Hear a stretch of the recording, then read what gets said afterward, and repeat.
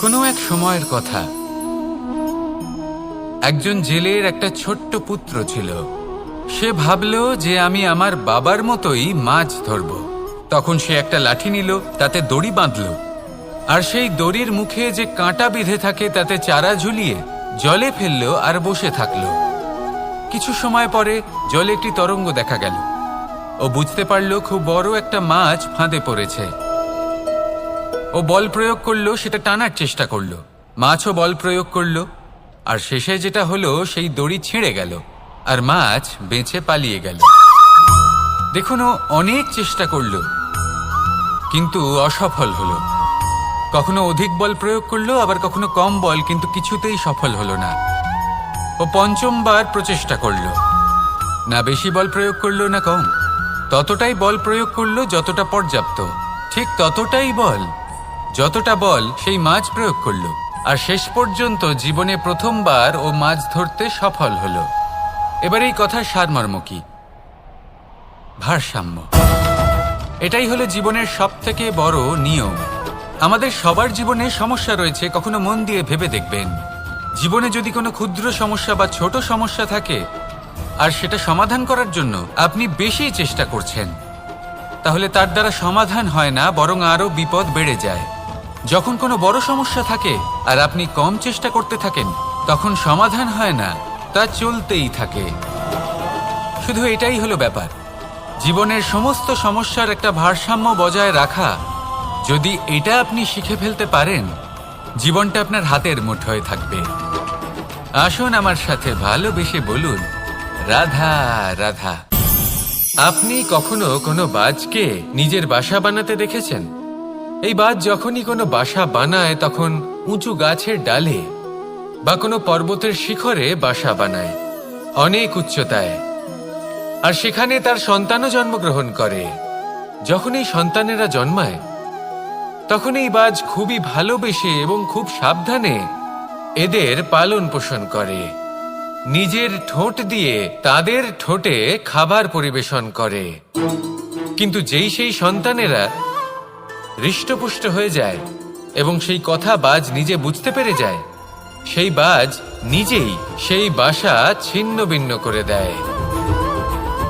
সেই সন্তান যাদের সবেমাত্র ডানা গজিয়েছে, কিভাবে উড়তে হয় তারা জানে না, সেই সন্তানগুলিকে উচ্চতা থেকে ঠেলে দেয়। সেই সন্তান প্রথমে ভয়ভীত হয়ে যায়। তারা সামনে মৃত্যুকে দেখতে পেয়ে ভয়ের কারণে তাদের ডানা ঝাপটাতে থাকে, আর সেই প্রক্রিয়াতেই সেই সন্তানগুলি উড়তে শুরু করে দেয়। এবার এই ঘটনায় আমরা কি শিক্ষা পেতে পারি? এটাই, যদি আপনি মাতা পিতা হন তাহলে নিজের সন্তানকে অবশ্যই স্নেহ করুন, কিন্তু তাদেরকে নিজের আঁচলের তলায় বেঁধে রাখবেন না। যদি আপনি চান আপনার সন্তান জীবনে উন্নতি করুক, তাহলে নিজের মুঠো থেকে তাদের স্বতন্ত্র করে দিন। এই সংসারে সংঘর্ষ করতে দিন। সেই সন্তান নিজেই বুঝতে পারবে যে জন্মের সময় পাওয়া ডানা কি করে ব্যবহার করতে হয়। আর আপনার চোখের সামনে আপনার সন্তান এই আকাশে উড়তে থাকবে। তাহলে আসুন আমার সাথে ভালোবেসে বলুন, রাধা রাধা। কখনো কোনো চাতককে দেখেছেন? একটা চাতক বর্ষার জন্য অপেক্ষা করে। সেই বর্ষার জলে নিজের তৃষ্ণা নিবারণ করে, নয়তো সারা বছর তৃষ্ণার্ত থেকে যায়। ও আকাশের দিকে তাকিয়ে থাকে আর অপেক্ষা করে যে কবে বর্ষা হবে আর কবে আমি আমার তৃষ্ণা নিবারণ করব। সেখানে অন্যদিকে একটি কাক বা একটা পায়রা, এরা কি করে? যেখানে জল পায় পান করে নেয়, যেখানে খাবার পায় খেয়ে নেয়, আত্মীয় স্বজন বন্ধু বান্ধব যাকেই পায় তার সাথে সময় কাটায়, খাবার খায় আর চলে যায়। এবার এদের মধ্যে মিল কোথায় আর পার্থক্য কোথায়? দুজনের কাছেই ডানা রয়েছে, দুজনেই উড়তে পারে। এই আকাশ হলো ওদের, খাবারের দানা ওদের। পার্থক্য হলো তাদের অভিলাষার, পার্থক্য হলো তাদের আকাঙ্ক্ষার, পার্থক্য জীবন যাপনের ধরনের। এবার যত বেশি আকাঙ্ক্ষা থাকবে, যত দামি জীবন যাপন করার ইচ্ছে থাকবে, তত বেশি কষ্ট আপনাকে সহ্য করতে হবে। আবার অন্যদিকে জীবন যত সরল হবে, জীবন যাপন যত সরল হবে, সমস্যা ততটাই কম হবে। তাই সবসময় চেষ্টা করবেন আপনার মানসিকতা এবং আপনার জীবন যেন সরল হয়। ভালোবাসতে থাকুন। যদি কেউ আপনাকে ভালোবাসে, তাকেও আপনি ভালোবাসা ফিরিয়ে দিন। তাদের সাথে কথা বলুন, কিছু তাদের কথা শুনুন, কিছু নিজের কথা বলুন। দেখবেন সকল তাপ উত্তাপ দূর হয়ে গেছে। এটাই তো হলো জীবনের সারমর্ম। তাই প্রেমে থাকুন, ভালোবাসুন, আর ভালোবেসে আমার সাথে বলুন, রাধা রাধা। একবার একজন সাধক ওনার শিষ্যদের একটা কাজ দিলেন। একটা দুর্লভ জড়িবুটি নিয়ে আসতে বললেন। এতটাও কঠিন কাজ সেটা ছিল না, কারণ সকল শিষ্য জানতেন যে এই দুর্লভ জড়িবুটি কোথায় পাওয়া যায়। পর্বতের শিখরে। কঠিন কাজ কোনটা? সেখানে পৌঁছনোর সেই পথ, যা ছিল কাঁটায় জর্জরিত, পাথরে পরিপূর্ণ, যেখানে পিছলে পড়ার আশঙ্কা রয়েছে এবং গভীর ক্ষত পেতে পারে সবাই। এবার বেশ কয়েকজন শিষ্য গেলেন। তার মধ্যে কয়েকজনই সেই জড়িবুটি নিয়ে আসতে পারলেন। কারণটা কি ছিল? কিছু শিষ্যের মনোযোগ ছিল শুধুমাত্র লক্ষ্যের দিকে, অর্থাৎ পর্বতের সেই শিখরে। কিছু শিষ্যের মনোযোগ ছিল পথের এই সংকটগুলির ওপর। কিছুজন নিজের সমস্ত মনোযোগ, সমস্ত শক্তি কেন্দ্রীভূত করলেন শুধুমাত্র লক্ষ্যের দিকে। বাকিরা মনোনিবেশ করলেন এই সংকটের থেকে নিজেকে বাঁচাতে। কিন্তু যাদের মনোযোগ শুধু লক্ষ্যের দিকে ছিল, শুধু তারাই জড়িবুটি নিয়ে আসতে পারলেন। কারণ কি ছিল? একটা সহজ ব্যাপার যা আমাদের বুঝতে হবে। আমরা যদি লক্ষ্যে পৌঁছতে চাই, তাহলে বিপদের সম্মুখীন তো আমাদের হতেই হবে, আর কোনো বিকল্প নেই। যন্ত্রণাও হবে, পায়ে কাঁটাও হয়তো ফুটতে পারে, হয়তো পড়েও যেতে পারেন, হয়তো রক্তপাতও হতে পারে। কিন্তু তার সাথেই সাফল্য অর্জনের যে আনন্দ, সেটাও পাওয়া যায়। সেই জন্য নিজের মনোযোগ সবসময় লক্ষ্যের দিকে রাখুন, পথের সেই বিপদগুলির দিকে নয়। সত্যি কথা বলতে, এই বিপদ এটা কিছুক্ষণের, আজ আছে কাল নাও থাকতে পারে। কিন্তু যদি লক্ষ্যকে প্রাপ্ত করতে পারেন, তাহলে তার আনন্দ আপনার সাথে সারা জীবন রয়ে যাবে। তাহলে লক্ষ্য প্রাপ্ত করুন আর আমার সাথে ভালোবেসে বলুন, রাধা রাধা।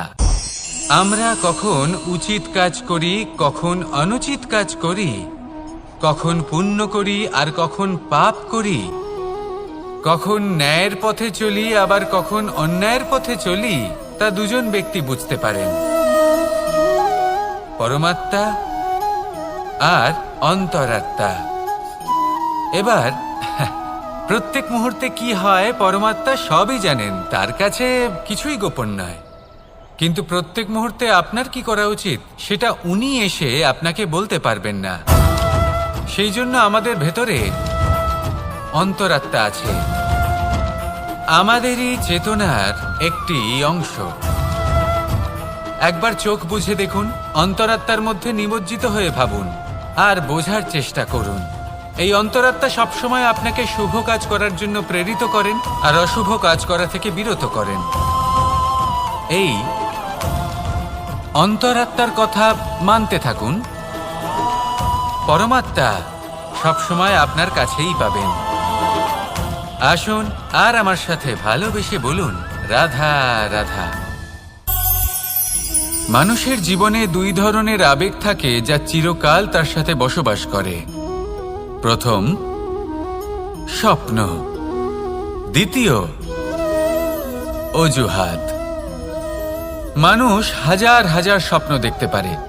আমাকে এই কাজ করতে হবে, আমাকে ওখানে ঘুরতে যেতে হবে, আমায় জীবনে এই অসম্ভব কাজ বাস্তবায়িত করে দেখাতে হবে, আদি ইত্যাদি। এবার ঠিক যেমন স্বপ্ন দেখেন, সেইভাবে অজুহাতও খুঁজে নিয়ে আসেন। আমি এই স্বপ্ন পূরণ করতে পারলাম না, কারণ আমাকে কেউ সাহায্যই করল না, কারণ আমি দুর্বল হয়ে পড়েছিলাম, কারণ আমার কাছে সময়ই ছিল না, আদি ইত্যাদি। এবার সাফল্য এবং অসফলতার মাঝখানে এই ধরনের সংঘর্ষ হতে থাকে। সাফল্য তখন লাভ করা সম্ভব যখন আপনার স্বপ্ন আপনার অজুহাতের থেকে অনেক বড় হয়, আর অসফলতা তখন পাবেন যখন আপনার অজুহাত আপনার স্বপ্নের থেকে অনেক বড় হয়। আপনি যদি সাফল্য লাভ করতে চান, তাহলে চেষ্টা করতে থাকুন, পরিশ্রম করুন। যদি অসফল হন তাহলে ভয়ভীত হওয়ার কোনো প্রয়োজন নেই। নিজের ভুল বুঝুন, তাকে শুধরে নিন, আবার চেষ্টা করুন। কিন্তু যদি নিজের জীবনে অজুহাত নিয়ে আসেন, তখন স্বপ্ন কখনো পূরণ হবে না। আসুন আমার সাথে ভালোবেসে বলুন, রাধা রাধা। এমন কিছু রয়েছে মানুষের মনে, তাদের জীবনে, এমন এক আবেগ যা সর্বজন বিদিত, যা সবাই জানেন যে উপস্থিত আছে। সেটাকে আমরা সমস্যা বলে থাকি। এমনিতে আমরা সকলেই জানি যে এমন কোনো গৃহ নেই যেখানে মৃত্যুর ছায়া পড়েনি, এমন কোনো বৃক্ষ নেই যার দ্বারা ওষুধ তৈরি সম্ভব নয়, এমন কোনো অন্ন নেই যা সময়ের সাথে বিষ বা অমৃতে পরিণত হতে পারে। এবার এই সমস্যাগুলি কোনো ব্যক্তির জন্য সমস্যা হতে পারে, কিন্তু নিজে থেকে এরা কোনো সমস্যাই নয়। এরা আসে আমাদের সাহায্য করতে, আমাদের কিছু শেখাতে। আপনি নিজেই দেখুন, পর্বতের শিখর থেকে কোনো এক পাখি পড়ে গিয়ে নিজের প্রাণ ত্যাগ করলো। সেটা কখন সম্ভব? যখন সেই পাখি ওড়ার চেষ্টাই করে না। তখন যখন কোনো ব্যক্তি জলে পড়ে যান এবং ডুবে গিয়ে নিজের প্রাণ হারান, এর সম্ভাবনা কখন বেশি থাকে? যখন সেই ব্যক্তি সাঁতার কাটার চেষ্টাই করেন না। তখন এই সমস্যা প্রত্যেকের জীবনে থাকবেই, কিন্তু এটা মনে রাখা প্রয়োজনীয় যে কোনো সমস্যা পরিস্থিতির কারণে সমস্যা হয়ে ওঠে না। এই পরিস্থিতি যখন আমাদের সামনে আসে, আমাদের তা কঠিন মনে হয়, আমরা নতমস্তক হয়ে পড়ি, ভয়ভীত হয়ে পড়ি, তার সম্মুখীন হতে পারি না।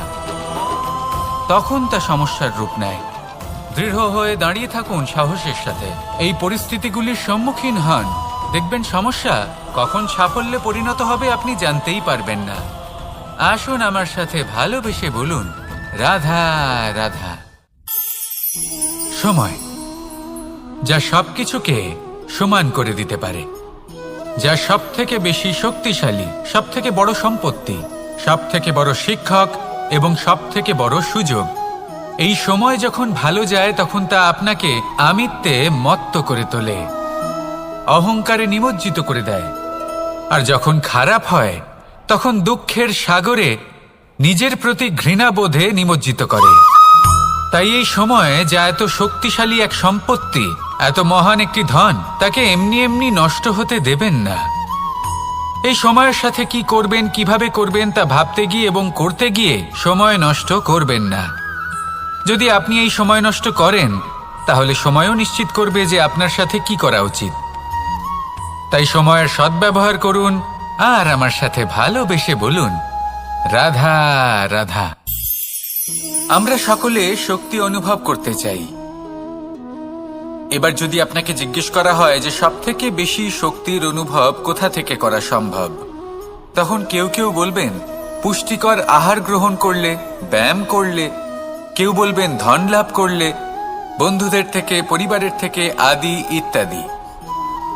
এইভাবে আপনি শক্তির অনুভব অবশ্যই করতে পারেন, কিন্তু সবথেকে বেশি শক্তির অনুভব যদি আপনি করতে চান তাহলে তা পাবেন শুধু একতার দ্বারা, সংগঠনের দ্বারা। যদি আপনাকে উদাহরণ দিই, নিজের এই হাতটাকে দেখুন, 5টা আঙুল রয়েছে। কোনো একটা বস্তুকে নিজের একটা আঙুল দ্বারা তুলে ধরার চেষ্টা করে দেখুন, বড়ই কষ্ট হবে। তখন আপনি বুঝতে পারবেন যখন এই 5টি আঙুল একত্রিত হয় তখন কোনো কাজ কতটা সহজ হতে পারে। এটাই হলো শক্তি, একতার। সব থেকে ভালো উদাহরণ যদি আপনাকে দিই তাহলে বাঁশি।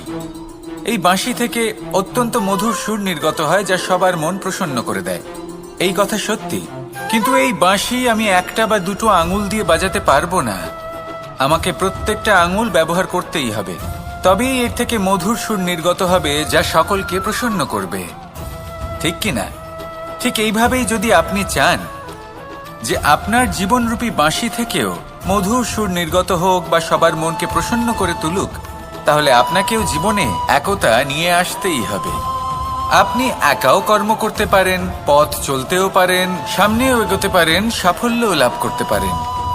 কিন্তু যখন সকলে একসাথে এগোবেন, সেই পথে চলবেন, সেই কর্মই করবেন, তখন লক্ষ্যে অবশ্যই পৌঁছবেন, সাফল্য অবশ্যই লাভ করবেন। কিন্তু সেই সাফল্য এবং তার আনন্দর সংমিশ্রণটাই একটু অন্যরকম হবে। তাই জীবনে ঐক্যবদ্ধ হন, একসাথে মিলে এগোতে থাকুন আর আমার সাথে ভালোবেসে বলুন, রাধা রাধা। জীবনে দুই ধরনের আবেগ রয়েছে যার কোনো মূল্য নেই। আমার কথার অর্থ এটা নয় যে এদের কোনো গুরুত্ব নেই, গুরুত্ব যথেষ্টই রয়েছে, শুধু এদের জন্য আপনাকে কোনো মূল্য দিতে হয় না। প্রথম আবেগ হলো আনন্দ, প্রসন্নতা। এটা আপনি যে কোনো জায়গায় খুঁজে পেতে পারেন যদি আপনি খুঁজে পেতে চান। আপনি কোনো পুষ্পের সৌন্দর্য দেখে প্রসন্ন হতে পারেন। বায়ুর কারণে যখন একটি বৃক্ষ শিহরিত হয় সেটা দেখে আপনি প্রসন্ন হতে পারেন। একটা ছোট্ট শিশুর কলরব শুনেও আপনি প্রসন্ন হতে পারেন। একটা ক্রন্দনরত বালককে হাসিয়ে আপনি প্রসন্ন হতে পারেন। সবকিছু আপনার উপর নির্ভরশীল। সেখানে আরেকটি আবেগ হলো দুশ্চিন্তা। মানুষ বড়ই দুশ্চিন্তা করতে থাকে। আজ আমি এই কাজ করেছি, সেই বিষয়ে চিন্তা। আজ আমি এই কাজ করতে পারিনি, সেই বিষয়ে চিন্তা। কাল আমাকে এই কাজ করতে হবে, সেই নিয়ে চিন্তা। আমি কি সেই কাজটা করতে পারবো, সেই বিষয়েও দুশ্চিন্তা। চিন্তা সর্বত্র রয়েছে, যার জন্য মূল্য দিতে হয় না। যত চান আপনি একত্রিত করতে পারেন। একটা গুরুত্বপূর্ণ কথা মনে রাখবেন, প্রসন্নতা জীবনের একটা নতুন সূত্রপাত। সেখানে দুশ্চিন্তা হলো জীবনের চিতার সমান। এবার এই দুটি আবেগ হলো মূল্যহীন, দুটোই আপনার সামনে আছে। কোনটা চয়ন করবেন আপনি, দুশ্চিন্তা নাকি প্রসন্নতা? সিদ্ধান্ত আপনারই। আসুন আর আমার সাথে ভালোবেসে বলুন, রাধা রাধা। ধন, সম্পত্তি, এগুলো আসলে কি? এগুলো শুধু সেই মূল্য যার দ্বারা আমরা কোনো কিছু অর্জন করতে পারি। এবার এই ধনের দ্বারা এই সংসারে অনেক কিছু লাভ করা সম্ভব, কিন্তু সেই সব কিছুই শুধুমাত্র ভৌতিক বস্তুই হবে, ভৌতিক সামগ্রী, ভৌতিক সুবিধা। অর্থাৎ আপনার কাছে যতই ধন থাকুক, তা আপনাকে শান্তির ঘুম এনে দিতে পারবে না, আপনাকে জীবনের বাস্তব সুখের অনুভূতি লাভ করাতে পারবে না। কারণ এগুলো ভৌতিক ধন, এ ভৌতিক বস্তুই অর্জন করাতে সক্ষম। বাস্তবিক ধন কি? যদি এই প্রশ্ন আপনার মনে আসে, তাহলে তার উত্তর আমি আপনাকে দেব একটা উদাহরণের মাধ্যমে। কখনো আপনি শুনে থাকবেন যে একজন পিতা আজীবন অনিষ্ট করেন, অনর্থ করেন, খারাপ কাজ করেন শুধু ধন অর্জনের জন্য। তিনি ভাবেন যে আমি ধন অর্জন করব আর নিজের সন্তানকে একটা উজ্জ্বল ভবিষ্যৎ প্রদান করব, একটা সুখ স্বাচ্ছন্দ্যময় জীবন দান করব। এবার সন্তান যখন জন্ম লাভ করে, তখন সে ভাগ্যের জোরে সেই ধন ভোগ করে। যেরকম সে পায় সেরকমই তার ব্যবহার সে করে। কখনো আপনি এটাও দেখে থাকবেন যে সেই সন্তান সমস্ত ধন নষ্ট করে ফেলে, আর সেই পিতা যিনি সমস্ত ধন সঞ্চয় করেছেন, যিনি সেই ধনের প্রভু, আজ সেই ধনের প্রহরী হয়ে রয়েছেন। এবার এরকম কেন হয়? এরকম তখনই হয় যখন সেই পিতা বুঝতেই পারেন না যে তার জীবনের আসল ধন কি। সেই আসল ধন তার সন্তানকে সে দিতেই পারে না। যদি পিতা তার সন্তানকে কর্মের জ্ঞান দিতে পারেন, উচিত কোনটা অনুচিত কোনটা সেই শিক্ষা দিতে পারেন, সংস্কারের প্রকৃত শিক্ষা দিতে পারেন, তবে সেটা ধনের থেকে অনেক বেশি গুরুত্বপূর্ণ। এটাই হলো জীবনের বাস্তব ধন। আপনি সেই কথা তো অবশ্যই শুনে থাকবেন, কুসন্তান হলে ধন সঞ্চয় করে কি হবে, সুসন্তান হলে ধন সঞ্চয় করে কি হবে। সন্তান যদি কুপুত্র হয় তাহলে সব নষ্ট করে ফেলবে, আর সন্তান যদি সুপুত্র হয় তাহলে ধন থাকুক না থাকুক, সে নিজেই কর্মের পথে অগ্রসর হয়ে ধন অর্জন করবে আর নিজের জন্য এক উজ্জ্বল ভবিষ্যৎ গড়ে তুলবে। তাই সন্তানকে সম্পদ দেওয়ার আগে কর্মের জ্ঞান দান করুন, সুশিক্ষা দিন, কারণ এটাই হলো জীবনের প্রকৃত ধন। আসুন আর আমার সাথে ভালোবেসে বলুন, রাধা রাধা। বিগত দিনের কিছু কথা মনে পড়ে গেল, এক অদ্ভুত ঘটনা যা অমূল্য শিক্ষা দিয়ে যেতে পারে। বিষয় হলো যক্ষের সাথে যুধিষ্ঠিরের কথোপকথন। একবার যক্ষ যুধিষ্ঠিরকে জিজ্ঞেস করলেন, ওনাকে বললেন যে আমার কিছু প্রশ্নের উত্তর যদি আপনি দিতে পারেন, তাহলে আমি আপনার বাকি ভ্রাতাগণকে আবার জীবিত করে তুলব। সেগুলোর মধ্যে খুব গুরুত্বপূর্ণ আর কঠিন একটা প্রশ্ন ছিল, এই সংসারে সব থেকে শ্রেষ্ঠ আশ্চর্য কোনটি? এই প্রশ্ন আমি আপনাকে জিজ্ঞেস করছি। এবার কেউ বলবেন স্বর্ণ দ্বারা নির্মিত লঙ্কা, এটি হলো সংসারের সব থেকে বড় আশ্চর্য। কেউ বলবেন বরফে ঢাকা সেই পর্বত যা আকাশ স্পর্শ করে। কেউ বলবেন সেই সমুদ্র যার গভীরতা মাপা অসম্ভব ব্যাপার। কেউ বলবেন সেই বায়ু যা আমরা দেখতে পাই না, কিন্তু তা আমাদের জীবন দান করে। সংসারের সব থেকে বড় আশ্চর্য কি, সেই প্রশ্নের উত্তর যুধিষ্ঠির দিয়েছিলেন, আর তা ছিল শ্রেষ্ঠ উত্তর এবং উচিত। উনি বলেছিলেন যে সংসারে প্রতিদিন কোনো ব্যক্তি জন্ম লাভ করেন আর কোনো ব্যক্তি মৃত্যুও লাভ করেন। এবার এই কথাটা সবাই জানেন, সবাই বোঝেন যে যখন জন্মেছি তখন কোনো একদিন আমিও অবশ্যই মৃত্যু লাভ করব। এবার যখন এই কথা প্রত্যেকটা মানুষ জানেন, তখন কেন প্রত্যেক মানুষ এই চিন্তায় থাকেন, এই নিয়ে কষ্ট পান, এই নিয়ে ব্যাকুল হয়ে থাকেন যে উনি একদিন মৃত্যু লাভ করবেন, তার থেকে দূরে পালাতে চেষ্টা করেন। বলেন যে আমি মৃত্যু লাভ করতে চাই না। কেন? যেখানে কোনো না কোনো দিন এটা অবশ্যই হবে। এ হলো ব্রহ্ম সত্য। এই যে ব্যাকুলতা, এই ভয়, এই যন্ত্রণা, এই চিন্তা তার মনকে বাঁচতেই দেয় না, এই জীবন অনুভবই করতে দেয় না। সেই জন্য এই চিন্তা, ব্যাকুলতা, ভয় এসবের কি লাভ? কোনো লাভ নেই। সেই জন্য যতক্ষণ জীবনযাপন করছেন প্রত্যেক মুহূর্ত যেন শ্রেষ্ঠ হয়, আনন্দময় হয়, প্রেমের দ্বারা পরিপূর্ণ হয়, সেই চেষ্টা করুন। চেষ্টা করুন যাতে আপনি যে কাজ করছেন তার দ্বারা যেন অন্যের মঙ্গল হয়। এই প্রচেষ্টাই আপনার জীবনকে প্রসন্নতা আর প্রেম দ্বারা ভরিয়ে তুলবে। এই মন সুপ্রসন্ন হয়ে বলবে, রাধা রাধা, রাধা রাধা। আপনারা হয়তো ভাবছেন কি আশ্চর্য ব্যাপার, প্রত্যেকবার আমি কথা শেষ হওয়ার পরে রাধা রাধা বলি। এইবার আমি আগেই বলে দিলাম। কারণটা কি? কারণ হলো অত্যন্ত বিশেষ। প্রত্যেকবার কথা সমাপ্ত হবার পরে আপনাদের সবার মধ্যে ভালোবাসা বিতরণ করতে চাই, তাই রাধা রাধা বলি। কিন্তু এইবার এই নতুন এবং বিশেষ সূত্রপাতে প্রথমে প্রেম বিতরণ করা অত্যন্ত আবশ্যক। এবার একটা বিষয় আছে যা জানেন হয়তো সকলেই, কিন্তু বুঝতে খুব কম জন পারেন। এই প্রেম, এই আনন্দ, এই সকল কিছুর সূত্রপাত হয় নিঃস্বার্থ আবেগের দ্বারা। ঠিক যেমন একজন মাতাকেই দেখে নিন। যখনই একজন মাতা সন্তানকে জন্ম দেন, তখন এই সংসার ভুলে যায় যে তার জন্য এটা একটা নতুন জন্ম। কারণ একজন নারী তখন একজন মাতৃরূপে নতুন ভাবে জন্ম নেন। একজন নারী স্ত্রী ও গৃহবধূ রূপে কিছু অধিকার লাভ করে থাকেন, কিন্তু তিনি যখন মা হয়ে যান তখন তিনি শুধুই দান করতে শেখেন। নিজের সন্তানের জন্য কত কিছুই না করেন, তাকে বাৎসল্যের সাগরে ভাসিয়ে নিয়ে যান। এই সংসারে রাজকুমার জন্ম নিতেই পারেন, তাকে রাম এবং লক্ষণ কিন্তু মায়েরাই বানিয়ে তোলেন। একজন গোয়ালা জন্ম নেয়, তাকে দ্বারকাধীশ একজন মাই বানিয়ে তোলেন।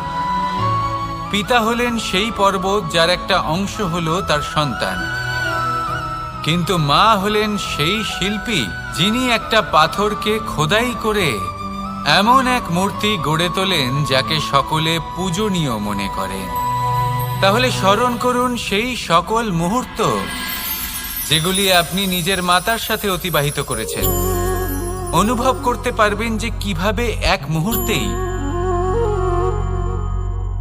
এই মন প্রফুল্ল হয়ে ওঠে। এবারের কারণ কি? এর কারণ হলো এই জীবনের আসল দ্বারই হলো মমতা।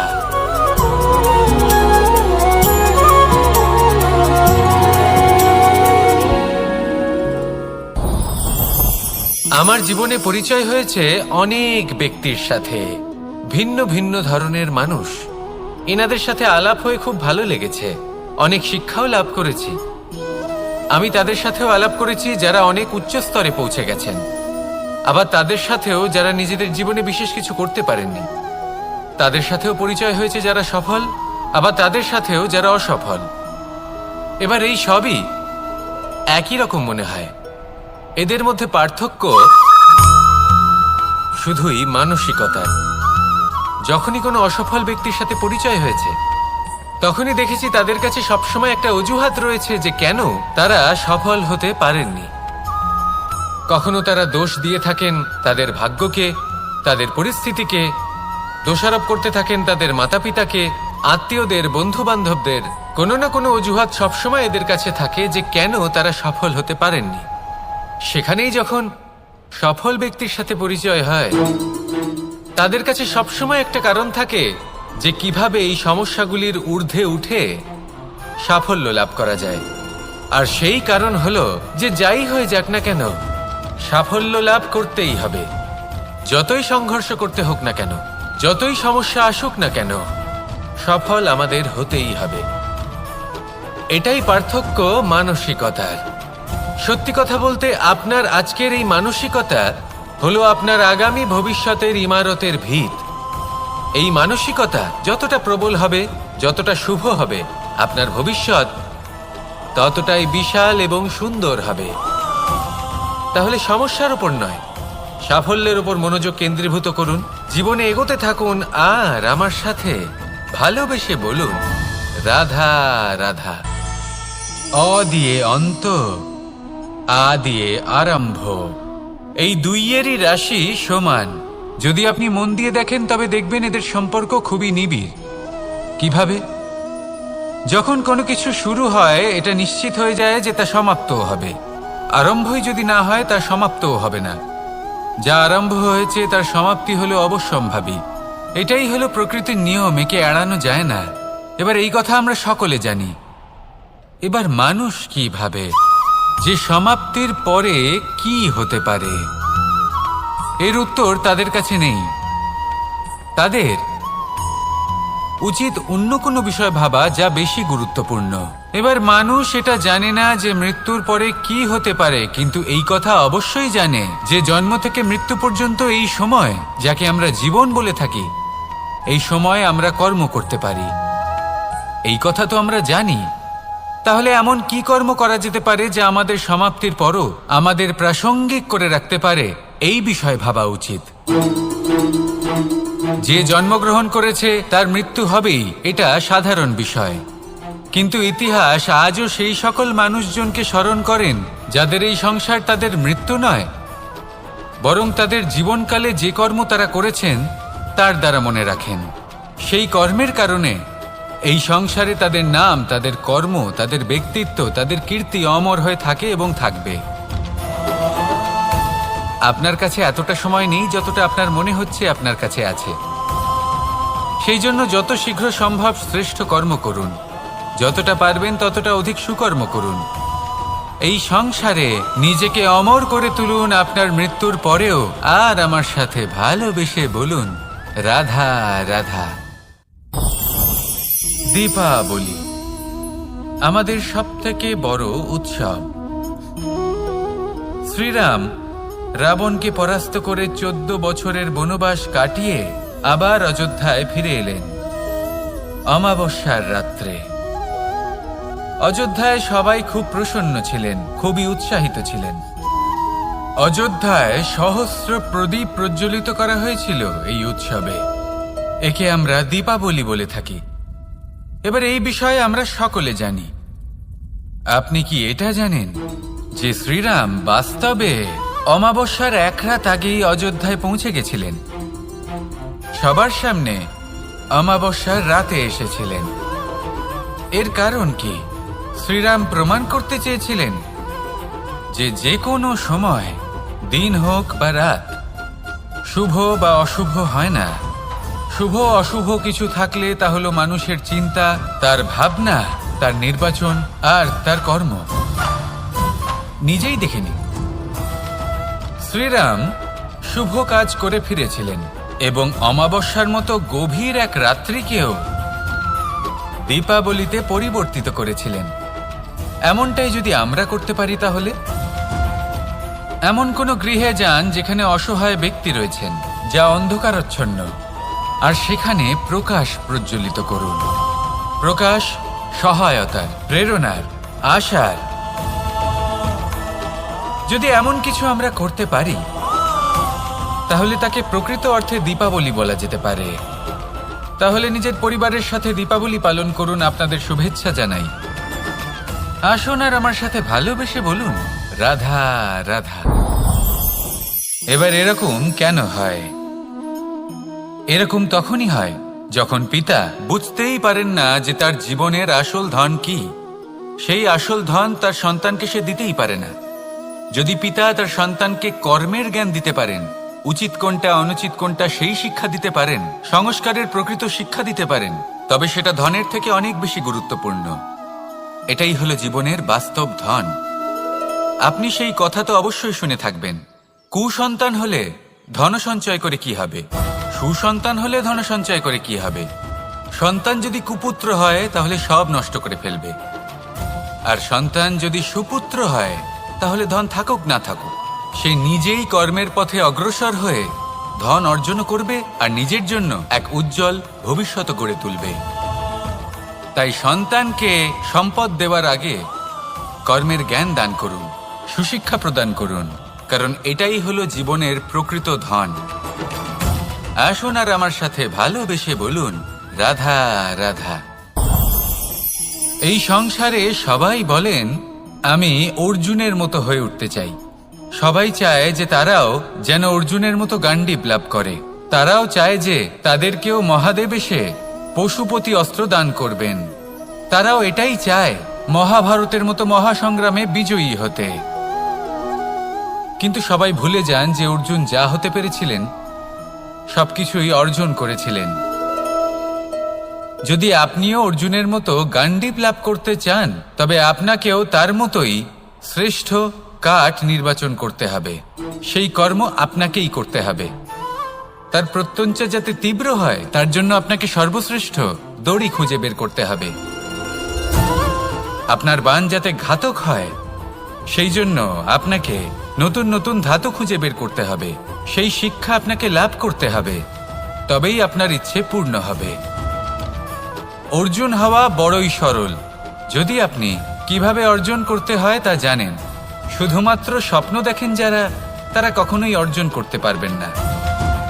কিন্তু যদি কেউ অজ্ঞাতবাস ভোগ করতে পারে, যদি কেউ লাক্ষাগৃহ থেকে পালিয়ে বাঁচতে পারে, যদি কেউ কঠোর তপস্যা করতে পারে, প্রতীক্ষা করতে পারে এবং পরিশ্রম করতে পারে, তাহলে সে অর্জুন অবশ্যই হয়ে উঠবে। যদি আপনি অর্জুন হয়ে উঠতে চান, তাহলে কর্ম করতে শিখুন আর আমার সাথে ভালোবেসে বলুন, রাধা রাধা। পাণ্ডবরা বন থেকে এসেছিলেন। ওনাদের কাছে না কোনো ধন ছিল, না কোনো সম্পদ, না বিদ্যা। নিজের পরিশ্রমের দ্বারা ওনারা বিদ্যা অর্জন করেছিলেন, আর তার দ্বারাই সম্পদ অর্জন করলেন আর ধনও অর্জন করলেন। এই পাণ্ডব ছিলেন অত্যন্ত কুশল এবং শক্তিশালী। যুধিষ্ঠির নিজের পরিশ্রম দ্বারা এমন জ্ঞান অর্জন করেছিলেন যে এই সংসার ওনাকে ধর্মরাজ যুধিষ্ঠির অভিহিত করেছিল। দেখতে গেলে পাণ্ডবদের কাছে সবকিছুই ছিল, কিন্তু যখন বিষয় এলো আরো ধন লাভ করার, তখন যুধিষ্ঠির, যিনি পাণ্ডবদের মধ্যে জ্যেষ্ঠ, তিনি সকল পাণ্ডবদের সাথে দ্যুতক্রীড়ায় অংশগ্রহণ করে ফেললেন। এর ফলে না শুধু ধনলক্ষ্মী, ধর্মলক্ষ্মী, বিবেক লক্ষ্মীকেও হারালেন, আর শুধু তাই নয়, নিজের গৃহলক্ষ্মী দ্রৌপদীকেও হারিয়ে ফেললেন। এর কারণ কি? ভুলে গেলেন খুব সহজ একটা কথা, এই সংসারে সম্মান এবং সাফল্য দুটোই পরিশ্রমের দ্বারা লাভ করতে হয়। কিন্তু দ্যুতক্রীড়ার এই খেলা আমাদের ভাগ্যের উপর নির্ভরশীল। এই সংসারে দুটি পথ রয়েছে। একটা পথ যেখানে কর্ম এবং পরিশ্রমের দ্বারা আপনি নিজের পথ নিজেই রচনা করতে পারবেন, আর দ্বিতীয় পথ হলো যেখানে এই ভাগ্য এক মুহূর্তে আপনাকে শিখরেও পৌঁছে দিতে পারে, আবার ধূলিসাৎ করে দিতে পারে। আপনি কোন পথ বাছবেন, সেই চয়ন আপনারই। আসুন আর আমার সাথে ভালোবেসে বলুন, রাধা রাধা। কোনো এক সময়ের ঘটনা এটা। মা এবং বাবা হাটে গিয়েছিলেন। তখন আমি আর দাদা গিয়েছিলাম গরু চড়াতে। আমরা বাড়ি ফিরে এলাম, আর মা সেই সময় একটা কাজ করতেন। যখনই হাটে যেতেন দরজা তালা বন্ধ করে যেতেন। উনি খুব ভালো করে জানতেন যে যদি ওনার এই মাখন চোর সঠিক সময়ে পৌঁছে যায় তাহলে এক ফোঁটাও মাখন আর অবশিষ্ট থাকবে না। এবার ঘটনা কিছুটা এরকম হলো যে মা আর বাবা মাঝে মাঝে হাটে যেতেন, তাই মাঝে মাঝেই দরজা তালা বন্ধ করতে হতো। যখন মা আর বাবা ফিরে এলেন তখন বাবা ভুলে গিয়েছিলেন যে এই চাবির গোছা থেকে ঠিক কোন চাবিটা দরজার তালা খোলার জন্য উপযোগী। উনি চেষ্টা করতে শুরু করে দিলেন। একটার পর একটা চাবি দিয়ে উনি চেষ্টা করতে থাকলেন, কিন্তু সেই দরজার তালা তো খুলতেই চাইছিল না। ওনার মাথা থেকে ঘাম পড়তে শুরু করলো। তখন মা বললেন যে তালা ভেঙে দেওয়া যাক। মা চলে গেলেন, আর বাবা বললেন না না দাঁড়াও, আর কিছু চাবি বাকি আছে, এটা হয়তো খুলতে পারবো। মা হাতুড়ি নিয়ে চলে এলেন সেই তালা ভাঙার জন্য, আর তখনই বাবা শেষ চাবিটা প্রয়োগ করলেন আর দরজার তালা খুলে গেল। যদি উনি চেষ্টা না করতেন তাহলে এই তালাটাও ভেঙে যেত আর চাবিটাও নষ্ট হয়ে যেত, ঠিক কিনা? এবার এই ঘটনাটা আমি দেখেছিলাম, আর আমার মনে হলো যে কখনো কখনো এই চাবির গোছার মধ্যে থেকে শেষ চাবিটাও কিন্তু জীবনের দরজা খুলে দিতে পারে। সেজন্য আপনি যদি জীবনে সাফল্য লাভ করতে চেষ্টা করেন, নিজের লক্ষ্যে পৌঁছতে চান, তাহলে হার মানবেন না। হয়তো দেখবেন আপনার পরবর্তী প্রচেষ্টা বা এই অন্তিম প্রচেষ্টা আপনাকে সাফল্যের পথে নিয়ে গেল। তাই নিরন্তর প্রচেষ্টা করতে থাকুন, জীবনে সাফল্য লাভ করুন, আর আমার সাথে ভালোবেসে বলুন রাধা রাধা। কোনো এক সময়ের কথা, একজন জেলের একটা ছোট্ট পুত্র ছিল। সে ভাবল যে আমি আমার বাবার মতোই মাছ ধরব। তখন সে একটা লাঠি নিল, তাতে দড়ি বাঁধল, আর সেই দড়ির মুখে যে কাঁটা বিঁধে থাকে তাতে চারা ঝুলিয়ে জলে ফেললো আর বসে থাকলো। কিছু সময় পরে জলে একটি তরঙ্গ দেখা গেল। ও বুঝতে পারল খুব বড় একটা মাছ ফাঁদে পড়েছে। ও বল প্রয়োগ করলো, সেটা টানার চেষ্টা করলো। মাছও বল প্রয়োগ করলো, আর শেষে যেটা হলো সেই দড়ি ছিঁড়ে গেল আর মাছ বেঁচে পালিয়ে গেল। দেখুন, ও অনেক চেষ্টা করলো কিন্তু অসফল হলো। কখনো অধিক বল প্রয়োগ করলো, আবার কখনো কম বল, কিন্তু কিছুতেই সফল হলো না। ও পঞ্চমবার প্রচেষ্টা করলো, না বেশি বল প্রয়োগ করলো না কম, ততটাই বল প্রয়োগ করলো যতটা পর্যাপ্ত, ঠিক ততটাই বল যতটা বল সেই মাছ প্রয়োগ করলো। আর শেষ পর্যন্ত জীবনে প্রথমবার ও মাছ ধরতে সফল হলো। এবার এই কথার সারমর্ম কি? ভারসাম্য। এটাই হলো জীবনের সবথেকে বড় নিয়ম। আমাদের সবার জীবনে সমস্যা রয়েছে, কখনো মন দিয়ে ভেবে দেখবেন। জীবনে যদি কোনো ক্ষুদ্র সমস্যা বা ছোট সমস্যা থাকে আর সেটা সমাধান করার জন্য আপনি বেশি চেষ্টা করছেন, তাহলে তার দ্বারা সমাধান হয় না, বরং আরো বিপদ বেড়ে যায়। যখন কোনো বড় সমস্যা থাকে আর আপনি কম চেষ্টা করতে থাকেন, তখন সমাধান হয় না, তা চলতেই থাকে। শুধু এটাই হলো ব্যাপার। জীবনের সমস্ত সমস্যার একটা ভারসাম্য বজায় রাখা, যদি এটা আপনি শিখে ফেলতে পারেন, জীবনটা আপনার হাতের মুঠোয় থাকবে। আসুন আমার সাথে ভালোবেসে বলুন রাধা রাধা। আপনি কখনো কোনো বাজকে নিজের বাসা বানাতে দেখেছেন? এই বাজ যখনই কোনো বাসা বানায় তখন উঁচু গাছের ডালে বা কোনো পর্বতের শিখরে বাসা বানায়, অনেক উচ্চতায়, আর সেখানে তার সন্তানও জন্মগ্রহণ করে। যখন এই সন্তানেরা জন্মায় তখন এই বাজ খুবই ভালোবেসে এবং খুব সাবধানে এদের পালন পোষণ করে।